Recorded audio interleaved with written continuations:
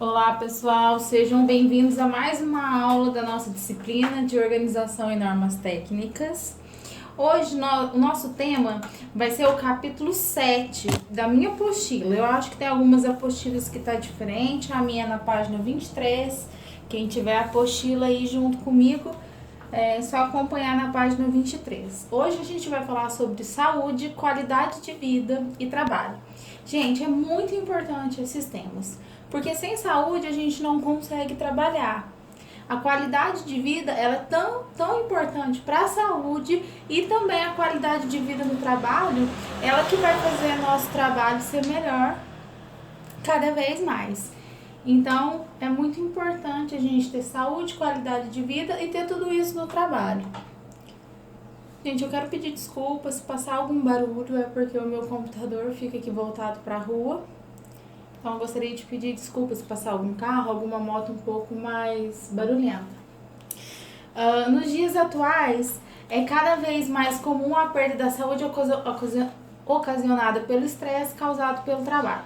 Então, a gente sabe hoje em dia que a gente tem prazo, que tem muitas vezes o chefe cobrando, e o estresse ele tá cada vez mais na atualidade. Então, geralmente não tem uma pessoa que fala assim, não sou estressada, não estou estressada no meu trabalho, eu trabalho muito tranquilamente. Hoje é muito difícil.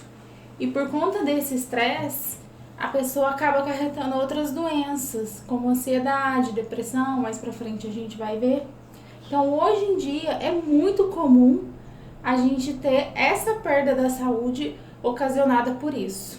Porque vai gerando outras doenças. O estresse, quando o ser humano, ele sente o estresse, são liberados muitos hormônios nocivos à saúde. Então, o estresse nunca é bom, principalmente no trabalho. A gente tem uma pesquisa feita pelo CRO de Minas, em Belo Horizonte, que ele aponta 3 fatores para a gente. 3 fatores muito importantes dessa pesquisa. A gente teve mais de 90% dos entrevistados, 92,12%, entre dentistas e protéticos, tá, pessoal? Eles sentiam alguma dor ou algum incômodo físico relacionado ao exercício da profissão. Então, ou algum incômodo, ou uma dor forte, ou uma dor mais leve, ou uma dor mediana. Mas quase 93% dos profissionais, tanto dentistas quanto protéticos, tiveram esse incômodo. Então, muitas pessoas, né, pessoal? Imagina, quase, se você vê 92,12%, é quase todo mundo. Pouquíssimas pessoas não relatam nenhum incômodo físico ou nenhuma dor. Então, isso é muito preocupante. Um segundo ponto muito importante também que essa pesquisa teve é que uma grande porcentagem ela considera o seu trabalho estressante. Olha só que perigo.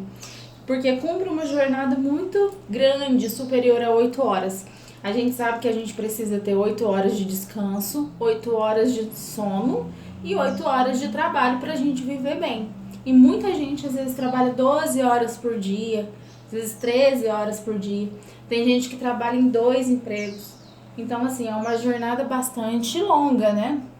Então, isso tudo acarreta ao estresse. E um terceiro ponto muito importante também que a gente viu nessa pesquisa é que 69,3%, né, quase 70%, não tem nenhuma atividade de lazer, nem relaxamento. Então, só trabalhando. Quando chega em casa não faz nenhuma atividade de lazer, nem de relaxamento. Então, é muito triste, né, pessoal? Porque além de trabalhar muito, aí não tem nada de prazer, nada de lazer, e isso acaba piorando a situação. Então a gente tem que prestar atenção nisso, ver que a nossa saúde em primeiro lugar, a qualidade de vida, ela tem que ser boa, porque senão o nosso rendimento no serviço acaba caindo, a gente acaba adoecendo, e isso não é tão legal assim para quem precisa trabalhar por mais tempo, né? Então vamos lá. No caso dos técnicos de prótese dentária, os resultados mostrados pelas pesquisas são uma dura realidade, resultado de inúmeros fatores, como ganho por produtividade. Então, às vezes, a pessoa ganha pelo que ela produz. Se ela não produz nada, ela não ganha nada. Se ela produz pouco, ela ganha pouco. Se ela produz mais, ela vai ganhar mais. E tem um agravante ainda nesse tópico. Às vezes ganha pouco por cada produção. Então ela tem que trabalhar muito, trabalhar exaustivamente, por muita quantidade, para ter um ganho nem tão bom assim. Para ter um ganho ainda assim baixo. Então tem que trabalhar muito, muito, muito para ganhar razoavelmente. Porque o ganho é muito baixo. Não tem um mínimo, o patrão não dá um mínimo, não fala, olha, mesmo se você produzir pouco esse mês, você ainda vai ter um fixo, um mínimo. Não tem. Ganha por produtividade. Isso causa muito estresse, muitos danos à saúde também. Almoços e jantares com sanduíches mal mastigados no próprio laboratório. Então não dá tempo de almoçar, não dá tempo de jantar, não dá tempo de fazer às vezes um lanche da manhã ou da tarde apropriado. Um café da manhã às vezes não tem tempo, tem que correr para ir no trabalho. Peraí só um pouquinho, deixa eu só ajustar aqui, pessoal, a câmera. Desculpa. Aí, agora deu. Então, e às vezes tem que comer muito rápido e acaba causando gastrite, úlceras estomacais, porque os pedaços de alimentos são engolidos muito grandes, não foi feita a trituração satisfatória. Então, esse também é um fator muito agravante. Os finais de semana entre modelos e articuladores, ou seja, a pessoa não tem final de semana, né? O final de semana dela é trabalhar. Ou ela tá no articulador, ou ela tá trabalhando no modelo. Então, assim, é muito importante que a pessoa tenha um final de semana de descanso. Isso pro corpo, pra mente, é saudável. Não levar o trabalho para casa ou não ficar o final de semana trabalhando. Ambientes de trabalho quente e mal iluminados. Gente, quando você tá num lugar muito quente, com muito calor, a pessoa fica mal-humorada, fica irritada,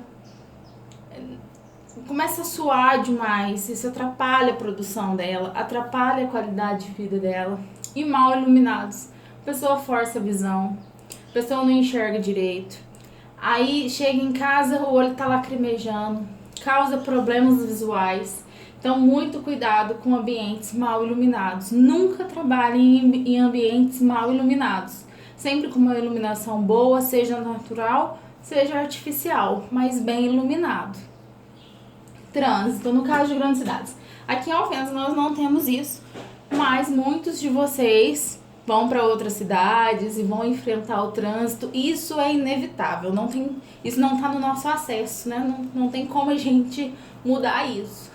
Mas isso também causa muito estresse e às vezes acaba levando para o trabalho. Falta de tempo para o lazer.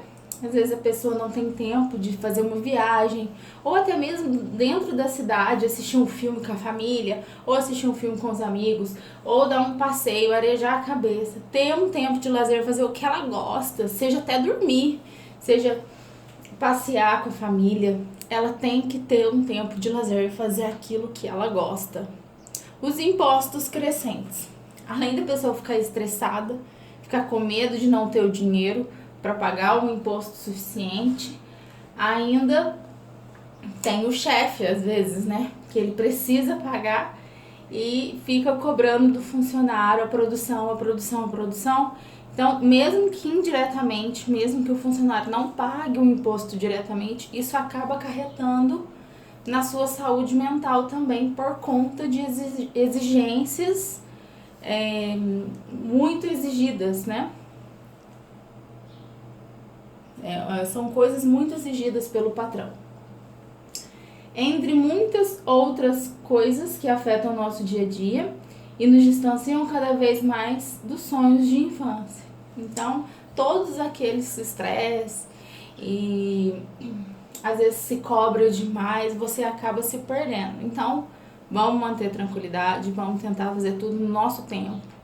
Claro que o esforço sempre é bem-vindo, mas sempre no nosso tempo. Além do estresse e transtornos emocionais, como a depressão, existem vários outros problemas que podem afetar diretamente o trabalho do técnico em prótese dentária. Gente, lógico, como eu acabei de falar, a ansiedade, a depressão, às vezes causa uma gastrite, às vezes gastrite nervosa, muitas vezes, às vezes aumenta de pressão, às vezes dá pressão alta, e aí leva a diabetes, e aquele monte de problema. Às vezes câncer, porque o estresse ele pode levar ao câncer por causa das substâncias liberadas no nosso organismo, substâncias tóxicas. Então, muito cuidado, os problemas pulmonares também. Então, a gente tem que prestar muita atenção. Outros foram obrigados a abandonar a profissão por vários problemas relacionados à saúde. Gente, isso é muito, muito, muito grave. Por quê? Às vezes tem lesão de pulmão, a pessoa não pode continuar trabalhando. Teve lesão nas mãos, na pele, perdeu parcialmente a audição por não proteger, a visão. Então, assim, ou até mesmo ficaram cegos, né? Pessoas que ficam cegas e têm que abandonar a profissão. Por quê? Porque não seguiram uma rotina saudável e, além de tudo, ignoraram a segurança pessoal, né? Não usou devidamente os equipamentos de proteção individual, não fez o que deveria fazer, fez de uma maneira improvisada. Então, assim, gente, muito cuidado. Vocês podem estar colocando a vida de vocês em risco. Isso é muito, muito, muito sério. Então, sempre fazer o correto, sempre usar os EPIs corretamente, nunca improvisar, sempre fazer tudo dentro do que vocês aprenderam, dentro do que vocês sabem que é seguro. Não tentar fazer aqueles típico do brasileiro, cambalacho, né? Porque pode ser que dê muito ruim. Pode dar muito ruim mesmo. Como vocês falam, ih, deu ruim, mas pode dar muito ruim mesmo. Então, muito cuidado, pessoal. Olha só, pode perder a visão, danos na pele, pulmão. E aí, visitas constantes a fisioterapeutas e ortopedistas, né? Porque aí, além de fazer tudo errado, ainda não tem a ergonomia correta, que também a gente vai ter uma aula sobre ergonomia muito, muito, muito legal. E aí, as visitas constantes aos fisioterapeutas, ortopedistas, gasto mensal com médicos especialistas para curar gastrites e queimações sem fim. Então, pessoal, o barato pode sair caro, um descuido pode também custar muito caro. Então, por favor, vamos fazer tudo conforme o figurino. Não vamos improvisar, não vamos fazer de qualquer jeito, porque o que acontece? A gente pode levar um dano muito mais sério, às vezes até irreversível.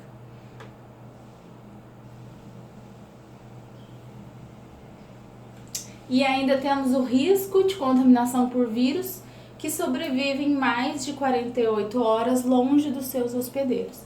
Então, às vezes, não tem um hospedeiro para o vírus ir lá e contaminá-lo. Por exemplo, uma pessoa, eu não tô lá, aí o vírus não vem, não me contamina, eu não viro hospedeiro. Mas ele pode ficar sobrevivendo por mais de 48 horas, às vezes em superfícies, e não estejam nos hospedeiros. Aí você fala, não, já ficou o dia inteiro, não vai ter mais vírus, não vai ter mais micro-organismos, e a gente sabe que tem alguns aí que tem uma sobrevida maior do que a gente imagina, até 48 horas. Então, muito cuidado. A hora de mudar os nossos hábitos e evitar problemas no futuro é agora. Então, a gente tem que mudar agora, a gente tem que fazer tudo que for correto agora, para que no futuro a gente esteja tranquilo, não tenha problemas. Malezas apresentadas na nossa velhice são, em parte, consequências de inúmeras atitudes erradas que tomamos no dia a dia desde a nossa juventude. Então, pessoal, pensa o que você fazia antes que não te incomodava, que não acontecia nada e que hoje é diferente. Às vezes uma coisa que você fazia lá antes, quem é um pouquinho mais velho, quem tem 30 anos aí, um pouquinho menos, às vezes, uns 25 anos, que fazia quando tinha 10, 15 anos e parecia que não tinha problema nenhum, hoje já vê o resultado disso, né? Tem muitas coisas, eu principalmente, sou uma dessas. Então, hoje eu já mudei muito e procuro passar para os meus alunos que mude principalmente a ergonomia, que é a maneira como você trabalha. Então, isso é muito importante. A postura correta para que não tenham problemas de coluna, para que não tenham problemas na lombar, na cervical, no ombro. Eu, particularmente, tenho uma dor na escápula, que é por um movimento repetitivo que eu fazia antigamente, sabe? Porque eu sabia que não podia, mas eu fazia. E na época eu não sentia nada, minha mãe falava, não faça isso, que vai te prejudicar. E na época eu não sentia nada, mas hoje, com 31 anos, eu sinto. Então, assim, se eu pudesse ouvir minha mãe lá no passado, eu não faria. Era um movimento com o braço que eu fazia e hoje eu tenho consequências graves disso. Eu tenho uma dor na escápula crônica, que só com fisioterapia e acupuntura para dar uma melhorada. Então, sempre praticar exercício físico, que isso ajuda muito a musculatura, ajuda muito a postura. As matérias de biossegurança e ergonomia nos ajudarão a mudar esse quadro. Tanto de biossegurança quanto de ergonomia, a gente vai ter uma aula, eu vou dar aula aqui. Espero que vocês gostem e é uma matéria muito, muito, muito importante. Não que as outras não sejam, mas essa é uma também que vocês vão levar assim pro resto da vida de vocês. A aula passada também, no controle de infecção, e essa também, entre outras, mas muito, muito, muito importante para que vocês não tenham danos no futuro, certo? A biossegurança, pessoal, ela é uma palavra grega. O bio significa vida, né? E a segurança, ela refere à qualidade do ser ou estar vivo, tá? Protegido, livre de riscos e perigos. Então, a biossegurança, ela se refere à vida protegida, preservada, livre de danos, perigos ou riscos. Então, segurança da vida, vida e segurança, tá? É uma vida livre, protegida, preservada de danos ou riscos à saúde. E a ergonomia, ela também é uma palavra que tem aí sua raiz também grega. Ela significa, o ergo significa trabalho e o nomo significa regras. Ergonomia, né? Ergo significa trabalho e nomos, regras. Então, essa palavra também ela é grega. Ela é um conjunto de ciência que ela procura o ajuste confortável. Então, a pessoa tem que estar confortável, além de estar correta, ela tem que se sentir confortável também. E produtivo, entre o ser humano e o ambiente de trabalho. Então, assim, entre a pessoa que está trabalhando e o seu ambiente, ela tem que estar confortável e ela tem que produzir bem. Aí a gente, lógico, tem que buscar adaptar as condições de trabalho às nossas características, né? E a biossegurança, pessoal, ela é um conjunto de medidas preventivas com o objetivo de proteger a saúde e a segurança dos seres humanos dos diferentes riscos produzidos por agentes biológicos, físicos, químicos e mecânicos. Então, é um conjunto de medidas para proteger a nossa vida mesmo. Proteger a nossa vida de qualquer agente, tanto biológico, quanto físico, quanto químico, mecânico. Certo, pessoal? Qualquer dúvida, vocês podem me chamar no WhatsApp, que eu vou ter o maior prazer em responder. Ou me manda um direct, ou pode deixar nos comentários aqui dessa aula que eu vou ler. É muito importante que vocês estejam entendendo, tá? Qualquer dúvida pode me chamar. Vamos seguir. Biossegurança, a ergonomia, biossegurança aqui, ergonomia. Alguns conceitos importantes, pessoal. Tem alguns conceitos importantes que a gente precisa saber e a gente precisa saber e saber diferenciar. O que é um, o que é outro, para que serve um, para que serve outro, e é muito importante. Vamos lá.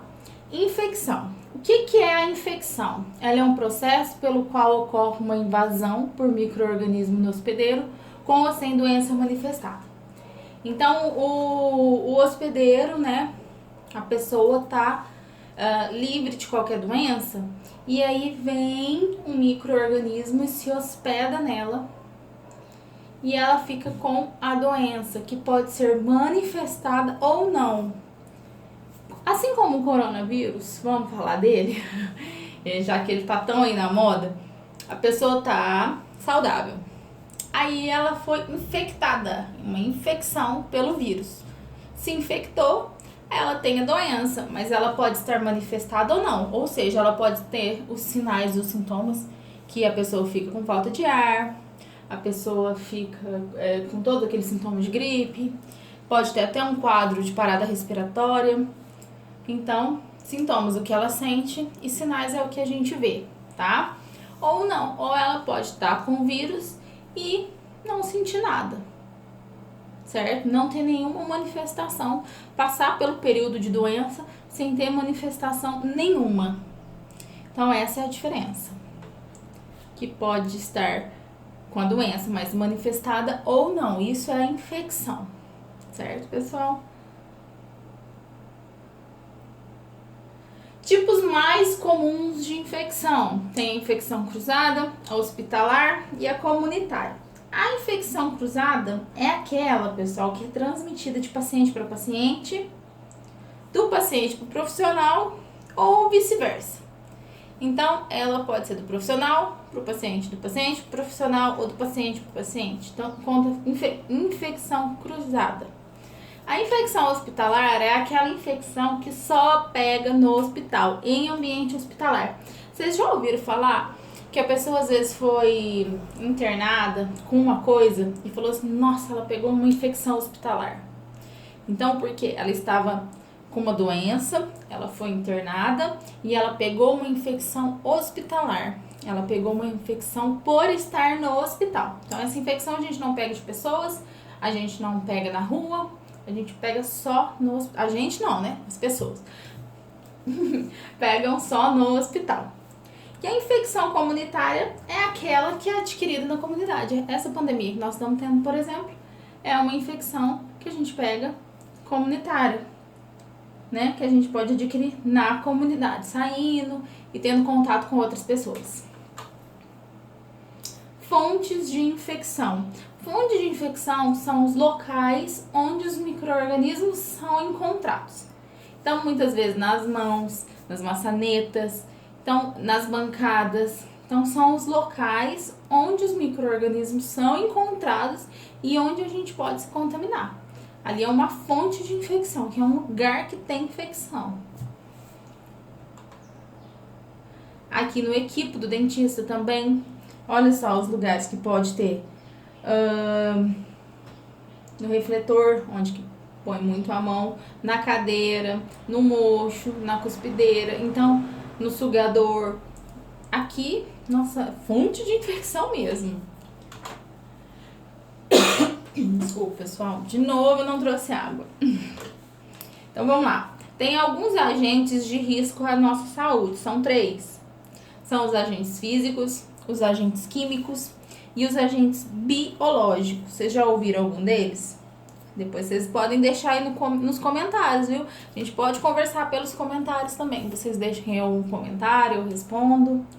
Tá? Então vamos ver esse primeiro, que são os agentes físicos. Gente, os agentes físicos são exemplos de agentes físicos. Ruído, iluminação, o local de trabalho.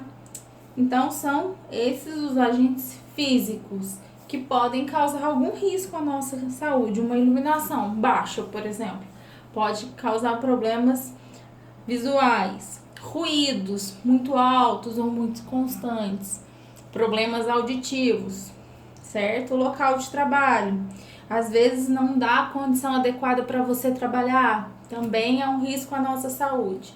Esses são os agentes físicos. Os agentes químicos, pode ser a sílica, que é aquela, tá presente na poeira, na poeira. Os polímeros, que são macromoléculas, a própria poeira. Então, isso são agentes químicos, alguns produtos químicos também, que dê risco à nossa saúde quando misturados. Lembra que eu falei na outra aula para vocês que quando a gente mistura, a gente pode causar problemas ou na saúde ou pode anular o efeito deles. Também, quando a gente mistura dois agentes químicos, pode causar também problemas à nossa saúde, tá? E os agentes biológicos, que são aqueles micro-organismos que podem ser veiculados pelo sangue ou pela saliva. O que é veiculados? Que usam o sangue ou a saliva de veículo. É o veículo para ele chegar até a gente. Aí pode contaminar através de diversos meios, tá, pessoal? Pode ser por materiais utilizados no laboratório, que vocês se contaminem. Então, micro-organismos. Pode ser veiculados por sangue ou saliva. Certo, pessoal? Vamos lá. Esterilização. Vocês já ouviram falar de esterilização pela autoclave? Gente, esse equipamento aqui, ó, é a autoclave.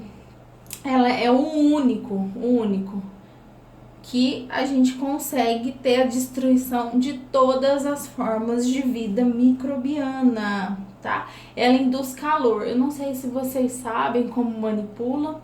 Essa aqui, por exemplo, é muito simples.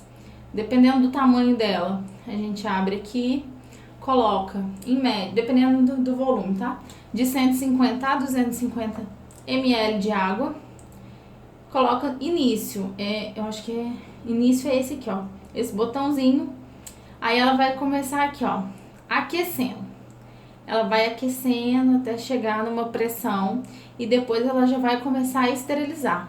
Depois ela vai, esteriliza, aí depois ela seca. Quando ela chega no momento de secar, a gente tem que abrir a porta, deixar o vãozinho aqui, ó, aberto, ó. Não pode secar sem a gente abrir. Então a gente tem que vir manipular e deixar aberto. E depois, fim de ciclo. Geralmente, esse modelo de autoclave leva em média 45 minutos, se não me engano, 45 a 50 minutos para completar o ciclo. E o ciclo ele não pode ser interrompido, senão não acontece a destruição da vida microbiana, pessoal. Não pode ser interrompido. Então a gente inicia, ele começa aquecendo, depois esteriliza, depois acaba a esterilização, ele seca. E aí a gente abre. A gente não pode tirar antes da secagem completa. Aí depois ele vem aqui, fim de ciclo.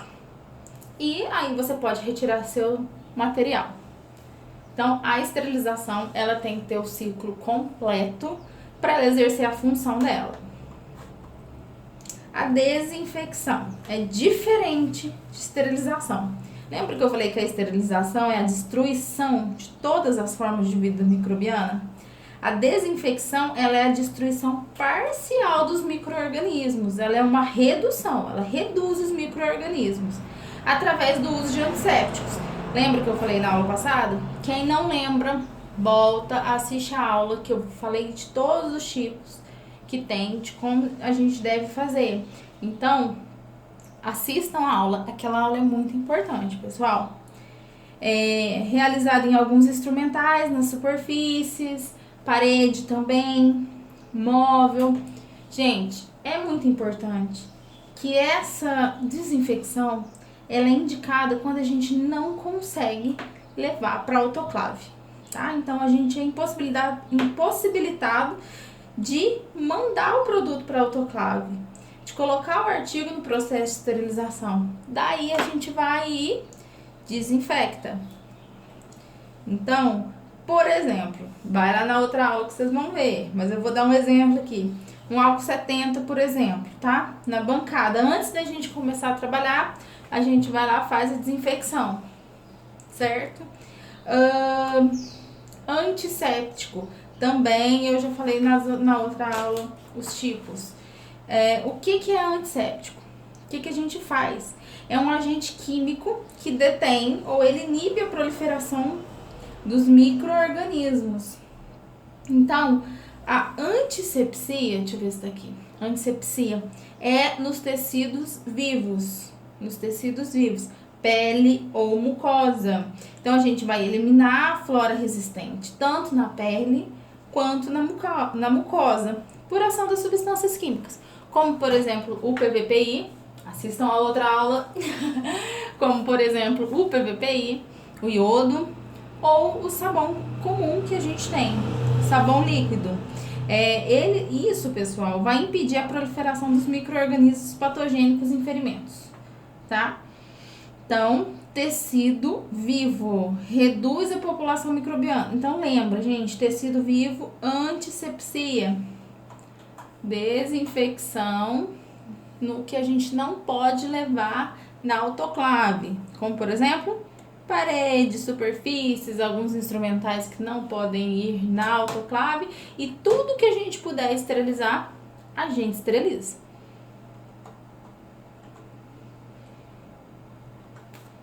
E a asepsia, métodos utilizados para impedir que determinado material ou meio se contamine. Pessoal, então, o que é a asepsia de fato mesmo? São providências que a gente toma para impedir a contaminação microbiana no ambiente, que a gente já está realizando o procedimento, entendeu? Então, a gente impede que algum material ou meio se contamine, a gente não deixa que ele se contamine. Então, a gente está lá trabalhando e a gente vai tomar alguma providência para que a gente não contamine. Então, são as providências que a gente toma. São métodos, tá? Diferente da antisepsia. Pessoal, qualquer dúvida vocês deixem pra mim, por favor. Combinado? Os tipos de procedimentos odontológicos e materiais associados a esses procedimentos. Então, o que a gente falou, os procedimentos que a gente falou, então quais são os tipos de procedimento odontológico e materiais associados a isso? Vamos lá. A gente tem um procedimento crítico. A gente tem 3 tipos de procedimento, pessoal. A gente tem um procedimento crítico, a gente tem um procedimento semicrítico e a gente tem um procedimento não crítico. Vamos ver cada um deles? Vamos lá. Procedimento crítico. O que é o procedimento crítico? É aquele procedimento que tem sangue, ó. Aqui, quando a gente vai fazer uma punção, volta um pouquinho de sangue. Quando a gente tira a agulha, porque furou, sangue, ó, numa exodontia ou numa cirurgia. Então, todo procedimento que tenha presença de sangue ou pus ou matéria contaminada, porque pode descontinuar o nosso tecido. Aqui, por exemplo, ó, foi uma cirurgia, mas ó, tecido descontínuo, ó, o tecido não tá. Olha lá, ó, tá? Uma descontinuidade do tecido. Então, toda vez que tiver isso, ó, sangue, pus ou uma matéria contaminada pela perda de continuidade do tecido, é um procedimento crítico. Os materiais que a gente utiliza nesses procedimentos também são considerados materiais críticos, tá? Como, por exemplo, esse aqui, esse instrumental. A gente considera ele crítico também. Então, os materiais e os instrumentais que são utilizados aqui nesses tipos de procedimento que tenha sangue, pus ou a descontinuidade do tecido, a gente considera como material crítico, tá? Agulha, instrumental cirúrgico, ou aquele instrumental que a gente utiliza em periodontia para fazer uma raspagem, por exemplo, ou uma cirurgia periodontal, são instrumentais críticos. Os semicríticos, a gente vai ter uma secreção orgânica, saliva, por exemplo, ó, numa moldagem, ou aqui, ó, pode ter saliva, tá? Então, esses são os semicríticos, tá? Não vai ter a perda da continuidade do tecido, pode ocorrer um sangramento. Geralmente, quando a pessoa tá com gengivite, faz uma moldagem dessa, pode ficar no molde aqui, pode ter algum sangramentozinho por conta da gengivite ou porque a gengiva tá um pouco mais sensível e sangrou, ou tá inflamada, né, pela própria gengivite, ou de alguma forma vir sangue. Então, pode ocorrer o sangramento eventual, mas não é por conta desse procedimento. Não é por conta desse procedimento. Minha mão na cama, desculpa. Não é por conta desse procedimento, entendeu? Pode acontecer vir sangue, mas isso não quer dizer que seja o procedimento que tenha causado, como no crítico, certo? Então, vamos lá, o semicrítico, ele pode ter uma secreção orgânica, né, que no caso é a saliva, não tem a perda da continuidade do tecido, pode ter um sangramento eventual e também os materiais semicríticos são considerados, tá? A seringa tríplice, porta-amálgama, uma broca, moldeiras, que é a moldeira, material de moldagem, então modelo, entre alguns outros, tá, pessoal? Então aqui tem alguns exemplos. Se vocês souberem mais exemplos, deixem aí nos comentários, me mandem, e aí a gente acrescenta na aula, pessoal. É muito importante a participação de vocês, certo? Vamos lá. Procedimento não crítico. Não tem presença de sangue, não tem presença de pus e não tem presença de alguma secreção orgânica. Mas ainda existe, sim, tá, pessoal, um risco de contaminação por meio do contato do operador, ou seja, de quem está manipulando, de quem está operando, e de contato direto de um material crítico ou semicrítico. Ou seja, aqui não é um material semicrítico? Ele não deu origem ao nosso modelo? Então, ele é um não crítico. Então, ele não tem sangue, não tem pus, mas pode ter a contaminação, pode ter o risco de contaminação do operador, ou seja, de quem está operando, de quem está manipulando, por conta de um contato direto aqui de um material que seja semicrítico ou podia ser um crítico, certo? Então, exemplos de material não crítico. Refletor, aqui ó, refletor aqui do consultório, cubetas, os nossos modelos de gesso, maçaneta da porta também é, deixa eu pensar, o telefone também é, interruptor. Vai deixando aí nos comentários quem souber mais. Coloca assim, ó, procedimento não crítico, tal, procedimento crítico, tal, procedimento semicrítico. Eu vou adorar que vocês respondam, que vocês interajam comigo dessa maneira, certo? Pessoal, então a aula de hoje foi essa.